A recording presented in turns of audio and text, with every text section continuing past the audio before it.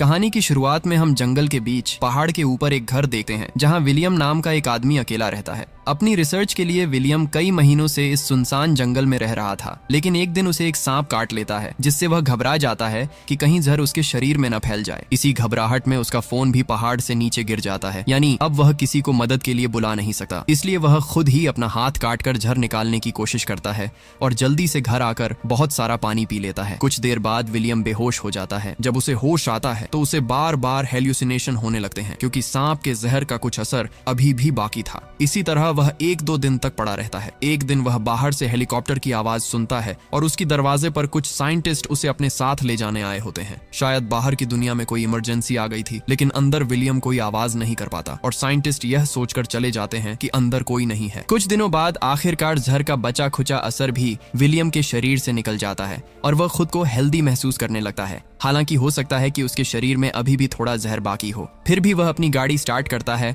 और वापस शहर की तरफ निकल पड़ता है। लेकिन जब वह शहर पहुंचता है तो पूरी तरह हैरान रह जाता है। वह देखता है कि शहर पूरी तरह बदल चुका है। किसी भी सड़क पर एक भी इंसान जिंदा नहीं है। पूरी दुनिया का सामान बिखरा पड़ा था। देखकर लगता है कि यहाँ कोई बहुत बड़ा हादसा हुआ था। लेकिन डरावनी बात यह थी कि सड़कों पर हजारों गाड़ियां बंद पड़ी थीं और उन गाड़ियों के अंदर मौजूद सारे लोग मरे हुए थे। तभी उसकी नजर रोड साइन पर पड़ती है। असल में कुछ दिन पहले पूरी दुनिया में एक बहुत भयानक वायरस फैल गया था, जो बहुत तेजी से फैलने की वजह से धरती पर मौजूद लगभग सभी इंसानों को इन्फेक्टेड कर मार चुका था। इसलिए अब न कोई सरकार थी, न कोई कानून या नियम कायदे। खैर, विलियम अपने घर पहुंचता है और देखता है कि उसके पेरेंट्स भी कुछ दिन पहले ही मर चुके हैं। विलियम कुछ देर हकीकत को स्वीकार करता है, फिर अपने घर के पास ही अपने माँ बाप के लिए कब्र खोदता है। कुछ दिन बीत जाते हैं और विलियम समझ जाता है कि इस शहर में उसके अलावा कोई और जिंदा नहीं है। लेकिन उसे उम्मीद थी कि उसके अलावा भी कहीं न कहीं कुछ लोग जिंदा होंगे जो उस वायरस से इम्यून रह गए होंगे। सेफ्टी के लिए विलियम अपने साथ एक बंदूक और कुछ सप्लाई लेकर लास्ट वेगास की तरफ निकल पड़ता है। रास्ते में जो ब्रिज शहर आने जाने का जरिया था वह भी ब्लॉक था, इसलिए विलियम को बहुत लंबा सफर तय करके दूसरे रास्ते से लास्ट वेगास पहुंचना पड़ता है। लेकिन यह शहर भी खाली पड़ा था। यहाँ कोई नहीं था। बड़े बड़े होटल और कैसीनो बिल्कुल सूने थे। आखिरकार विलियम थक कर एक फेमस होटल में रहना शुरू कर देता है। अब चूंकि यहाँ उसके लिए सब कुछ फ्री था, इसलिए वह महंगी महंगी वाइन पीने लगता है। लेकिन अगले दिन रात को उसके पास 2 सर्वाइवर आते हैं, मिल्टन और एन, जो विलियम की तरह उस वायरस से इन्फेक्टेड नहीं हुए थे। वे बताते हैं कि पिछले कुछ दिनों से वे भी ऐसे ही महंगे होटलों में रह रहे हैं। मिल्टन उसे आखिरी टीवी ब्रॉडकास्ट दिखाता है जिसमें बताया गया था कि साइंटिस्ट इस नए वायरस का कोई एंटीडोट नहीं बना पाए। इसके बाद अलग अलग देशों में गृह युद्ध शुरू हो गए। लोग दवाइयों के लिए एक दूसरे को मारने लगे और कुछ ही दिनों में दुनिया के सारे इंसान या तो वायरस से मर गए या फिर खून खराबे में। साथ ही विलियम को पता चलता है कि वायरस आने के बाद मिल्टन और एन आज पहली बार किसी जिंदा इंसान को देख रहे हैं, यानी अब धरती पर जिंदा बचे लोगों की संख्या बहुत ही कम है। वह यह भी जानता है कि इतने दिनों अकेले रहने की वजह से मिल्टन और एन की मानसिक हालत खराब हो चुकी है। एन यहाँ रिवील करती है कि उसने वीडियो कॉल पर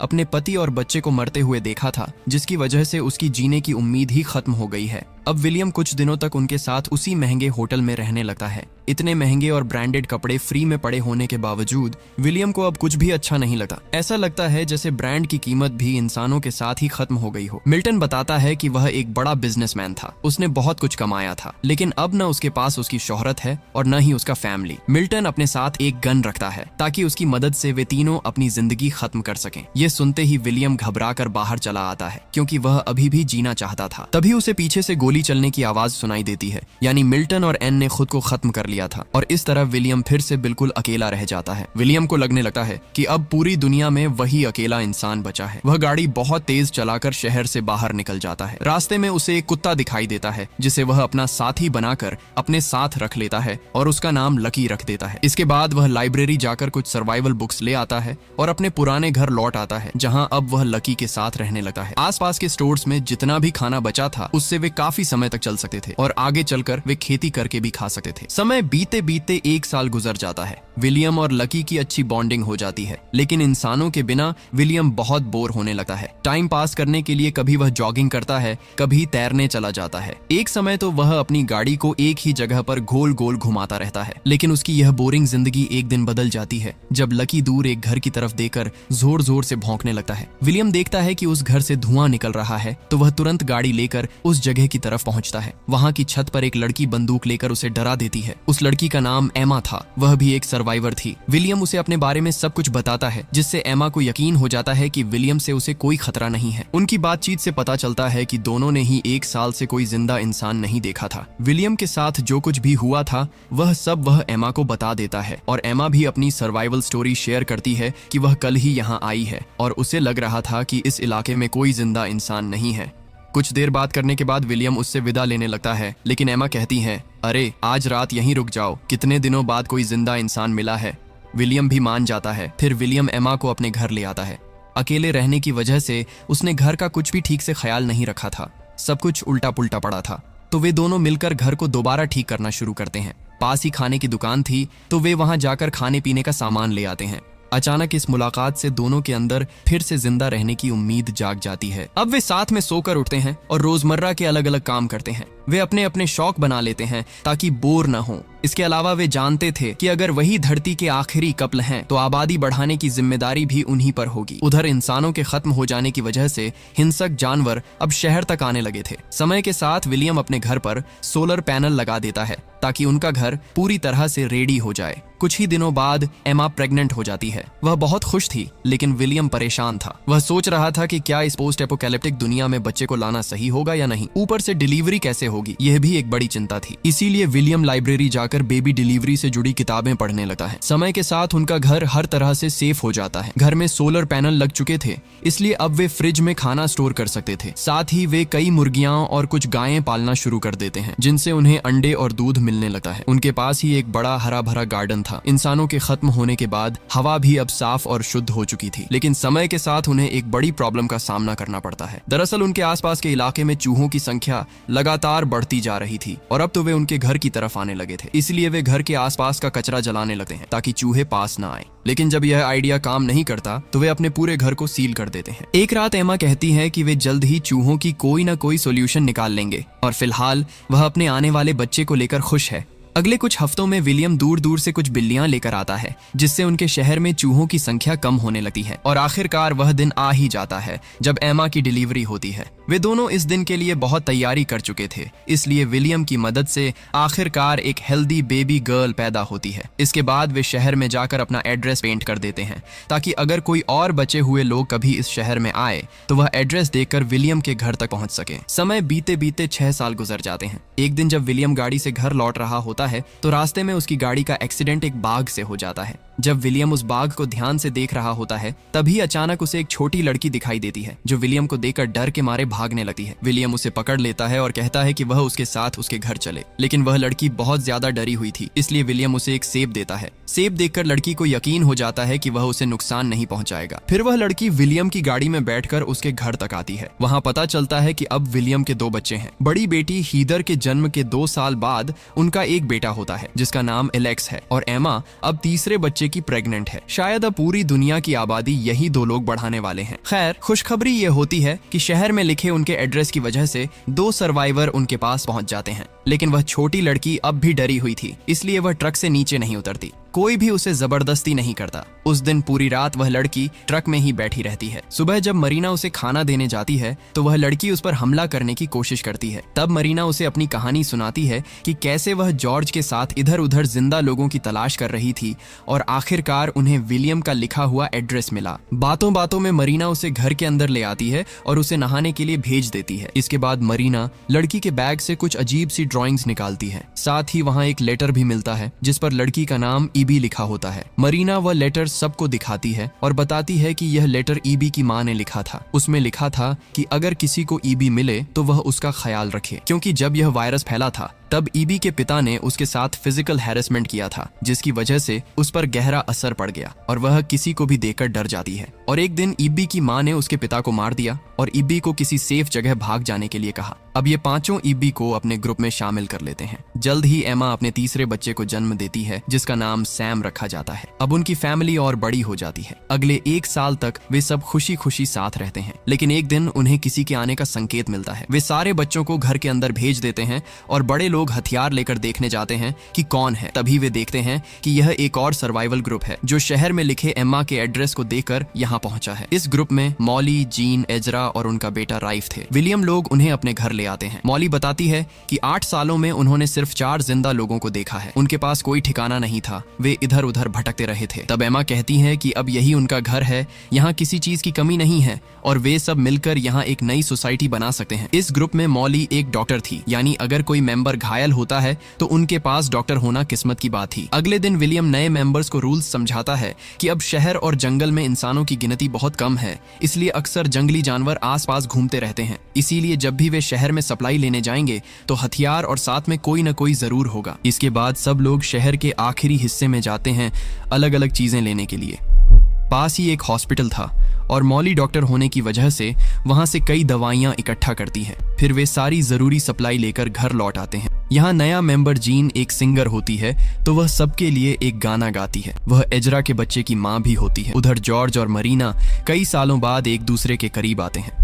आने वाले महीनों में जीन और मरीना दोनों एक एक बेटी को जन्म देती हैं और इस तरह धीरे धीरे 14 साल बीत जाते हैं। अब उनका फैमिली बहुत बड़ा हो चुका होता है। आज वे अपनी बड़ी बेटी हीदर का बर्थडे सेलिब्रेट कर रहे होते हैं। यहाँ विलियम अपने ग्रुप के सभी बच्चों को पढ़ाता है ताकि उन्हें पुरानी दुनिया के बारे में सब कुछ पता रहे कि पहले जमाने में धरती पर बहुत सारे लोग रहते थे, उनका बिहेवियर कैसा था, वे क्या करते थे और आगे चलकर उन्हें किस तरह जीना चाहिए। ये सारी बातें वह बच्चों को समझाता रहता है। एक दिन वहाँ एक भयानक तूफान आता है। तभी विलियम को याद आता है कि उनका डॉग लकी घर के अंदर नहीं है। विलियम जल्दी से उसे ढूंढने बाहर निकलता है और देखता है कि बेचारा लकी एक पेड़ के नीचे दबकर मर चुका है। यह देखकर विलियम और एमा दोनों बहुत टूट जाते हैं, क्योंकि जब विलियम ने जीने की उम्मीद छोड़ दी थी तब उसे लकी मिला था, यानी एमा से भी पहले लकी उसके साथ था। वे अपने गार्डन में लकी के लिए एक कब्र बनाते हैं और उसे अपने ग्रुप का पहला मेंबर का दर्जा देते हैं। इसके बाद एक दिन जब विलियम अपने बच्चों को खेलते हुए देख रहा होता है तभी एक बाघ उनके गार्डन में घुस आता है। विलियम तुरंत अपने बच्चों को बचाने के लिए उस बाघ के सामने चला जाता है। जब तक कोई उसे बचाने आता तब तक बाघ उसे बुरी तरह घायल करके भाग जाता है। सब मिलकर विलियम को बचाने की कोशिश करते हैं। उसके शरीर से बहुत ज्यादा खून बह चुका था, लेकिन किस्मत से उनके पास डॉक्टर और दवाइयां होने की वजह से विलियम की जान बच जाती है। उधर एमा अपने गन के साथ बाघ को ढूंढकर उसे मार देती है ताकि आगे से वह बाघ किसी को नुकसान न पहुंचा सके। इसके कुछ ही हफ्तों बाद विलियम फिर से काम पर लग जाता है। अब 17 साल पूरे हो चुके हैं और सभी बच्चे काफी बड़े हो गए हैं। विलियम अपने बेटे एलेक्स और सैम को सरवाइव करने के सारे ट्रिक्स सिखा रहा था। इसी बीच एजरा का बड़ा बेटा राइफ विलियम की बेटी हीदर को पसंद करने लगता है। वे हमेशा साथ रहते हैं। अब वे अपने फैमिली को बताते हैं कि वे अकेले बाहर दुनिया में घूमने निकलने का फैसला कर चुके हैं। सब जानते थे कि आबादी बढ़ाने की जिम्मेदारी उन्हीं पर है, इसलिए इसमें किसी को कोई आपत्ति नहीं होती। फिर वे दोनों को हथियार और खाना पानी देकर विदा करते हैं। कुछ दिनों बाद उनके पास पानी की कमी होने लगती है। पास के एक डंप में जाकर वे पता करते हैं कि आसपास का सारा पानी सूख रहा है। असल में अचानक इंसानों के खत्म हो जाने की वजह से मौसम का प्रोसेस पूरी तरह बदल गया था, जिससे कई महीनों तक बारिश नहीं हुई। यानी अब ग्रुप के सामने एक बड़ी प्रॉब्लम थी, पानी की कमी। तभी वे देखते हैं कि उनकी तरफ एक गाड़ी आ रही है। इसका मतलब है कि उनके अलावा भी कुछ अन्य सर्वाइवर अभी तक जिंदा हैं। वे जल्दी से घर पहुंचकर सबको यह इन्फॉर्मेशन देते हैं और कहते हैं कि ये लोग हमारे लिए खतरा हो सकते हैं और हमारे घर को भी कब्जा कर सकते हैं। असल में उस ग्रुप की चार्लिस्ट थी जो कहती है कि वे यहाँ तेल लेने आए हैं। असल में उनके पास एक ड्रिल मशीन है जिससे वे जमीन में ड्रिल करके विलियम के लिए हैंड पंप लगा सकते हैं ताकि उन्हें पानी मिलता रहे। लेकिन इसके बदले चार्ली विलियम से पेट्रोल चाहता है ताकि वे 500 मील दूर के इलाकों तक जा सकें। अब चूंकि विलियम के ग्रुप के पास पानी की कमी थी, इसलिए वे इस ऑफर को मान लेते हैं। वैसे भी इतने बार टोल देकर क्या करेंगे। विलियम की बात मानते हुए चार्ली का ग्रुप किसी जगह पर ड्रिल करना शुरू कर देता है। चूंकि यह प्रोसेस पूरा होने में कई दिन लगेंगे, इसलिए चार्ली का ग्रुप अपनी वैन में रहेगा। लेकिन समय के साथ विलियम नोटिस करता है कि चार्ली कोई अच्छा इंसान नहीं है। उसकी बातों से पता चलता है कि एक समय उसने कुछ रिसोर्स के लिए कई सर्वाइवर्स को मार दिया था। ये सब जानने के बाद विलियम अपने ग्रुप से अकेले में कहता है कि चार्ली से सावधान रहें और अपने घर की सुरक्षा भी सुनिश्चित करें। एमा कहती है कि वैसे भी वे ड्रिल खत्म करने के बाद चले जाएंगे, इसलिए ज्यादा चिंता करने की जरूरत नहीं है। खैर, अगले 2 दिनों तक ड्रिलिंग जारी रहती है और आखिरकार 4 दिन बाद वे नीचे से पानी निकालने में सफल हो जाते हैं। इस पर सभी बहुत खुश होते हैं। विलियम कहता है कि अब उनका डील पूरा हो गया है और वे चार्ली का सारा पेट्रोल लेकर यहाँ से जा सकते हैं। रात को सब मिलकर सेलिब्रेट करते हैं। हालांकि विलियम तनाव में था क्योंकि उसे लग रहा था कि चार्ली एक खतरनाक इंसान है और इतना आसान नहीं जाएगा। रात को सब सो जाते हैं, तभी विलियम बाहर से किसी की चीख सुनता है। वह बाहर निकलकर देखता है कि चार्ली एक कमरे से बाहर आता है और बाहर उसका दोस्त साइलस पहरा दे रहा है ताकि अगर कोई आता है तो उसे तुरंत इशारा कर सके। विलियम तेजी से उस कमरे में जाता है जहां ईबी रो रही होती है। चार्ली ने उसके साथ जबरदस्ती की थी। विलियम तुरंत यह बात अपने ग्रुप को बताता है।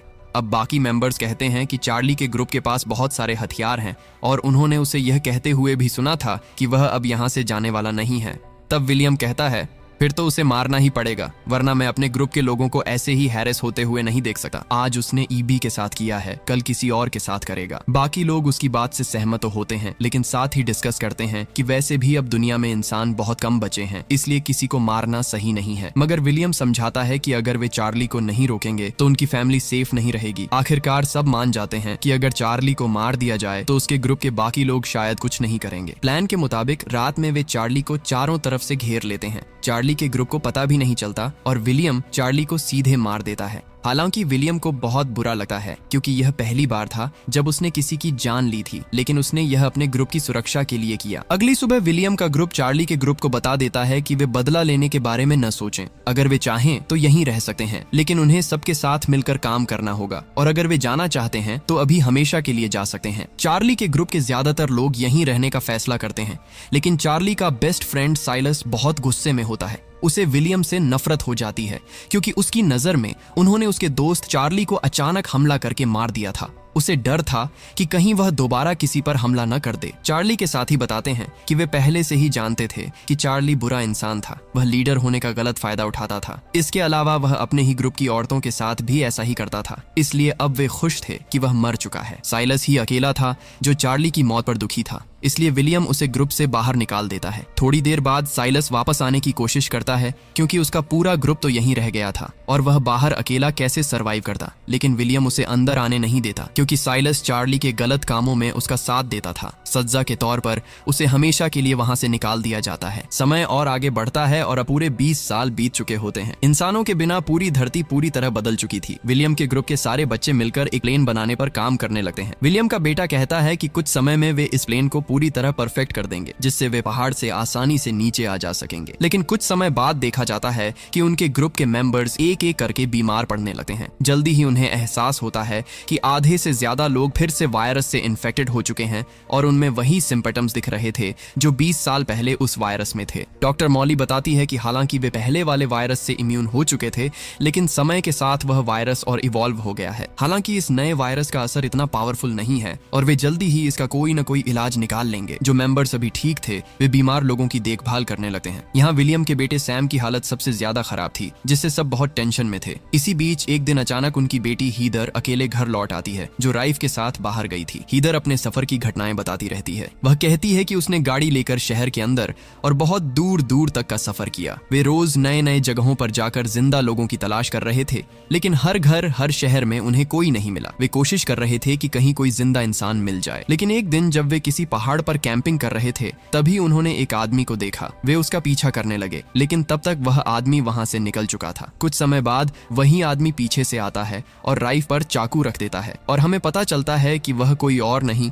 बल्कि साइलस था, वही चार्ली का बेस्ट फ्रेंड जिसे विलियम ने पहले बाहर निकाल दिया था। बदले की भावना में साइलस राइफ को मार देता है और हीदर भी उसकी मदद करती है। हीदर राइफ के पास पहुंचती है, लेकिन तब तक बहुत देर हो चुकी थी। तुरंत इलाज न मिलने की वजह से राइफ वहीं मर जाता है। उन्हें तीर के पास दफन किया जाता है। इसके बाद हीदर घर लौटी है। रास्ते में गाड़ी का तेल खत्म होने की वजह से उसे बाकी का रास्ता पैदल ही तय करना पड़ता है। यहीं से हीदर को पता चलता है कि उनके अधिकांश ग्रुप के मेंबर्स फिर से उसी वायरस से इन्फेक्टेड हो गए हैं। हालांकि ये वेरिएंट पहले जितना पावरफुल नहीं था। डॉक्टर मॉली उनके इलाज के लिए सैम का बुखार कम करने हेतु उसे ठंडे पानी में डुबोती है। कुछ ही समय बाद डॉक्टर मॉली द्वारा दी गई दवाइयां लेने से सभी फिर से स्वस्थ हो जाते हैं, लेकिन यह दवा सैम पर असर नहीं करती। सैम अपने माता पिता से आखिरी बार बात करके दुनिया छोड़ देता है। इन सब घटनाओं के बाद विलियम पूरी तरह टूट जाता है। सैम के अलावा उनके ग्रुप के 3 और मेंबर भी मर चुके होते हैं। एमा विलियम को समझाती है कि जब हमारे पास कुछ भी नहीं था तब भी सिर्फ हम दोनों साथ थे। आज हमारे पास एक पूरा ग्रुप है और हम ही भविष्य की दुनिया की आबादी बढ़ाने वाले हैं। अब विलियम हिम्मत नहीं हारता और ग्रुप के बच्चों को आगे के लिए तैयार करने लगता है। एक दिन वह पहाड़ की चोटी पर जाकर सूर्योदय देखता है और उसे एहसास होता है कि 20 साल में दुनिया कितनी बदल चुकी है। वह लौटकर बच्चों को एक स्पीच देता है कि अब तक वे गलत रास्ते पर चल रहे थे। वे पुरानी दुनिया जैसा बनना चाहते थे, लेकिन अब दुनिया पहले जैसी नहीं रही। इसलिए अब से उन्हें प्रकृति के हिसाब से जीना सीखना होगा। प्रकृति ही उन्हें सिखाएगी कि इस नई दुनिया और नए मौसम में कैसे रहना है। इसके बाद वे रेडियो को फिर से चालू करते हैं ताकि आपस में कम्युनिकेशन कर सकें। वे एक नई सोसाइटी बनाते हैं, सोशल इवेंट्स रखते हैं ताकि बच्चे समझ सकें कि इंसान एक सोशल जीव होता है। वे आसपास के शहरों को अपने हिसाब से रेनोवेट करते हैं। धीरे धीरे इस नई दुनिया में 50 साल बीत जाते हैं। बूढ़ा विलियम अपने पोते से कहता है कि यह नई मानव सभ्यता उन्हीं की नस्ल से निकली है और अब इसे आगे बढ़ाने की जिम्मेदारी उसी की है। और यहीं इस मूवी का अंत हो जाता है।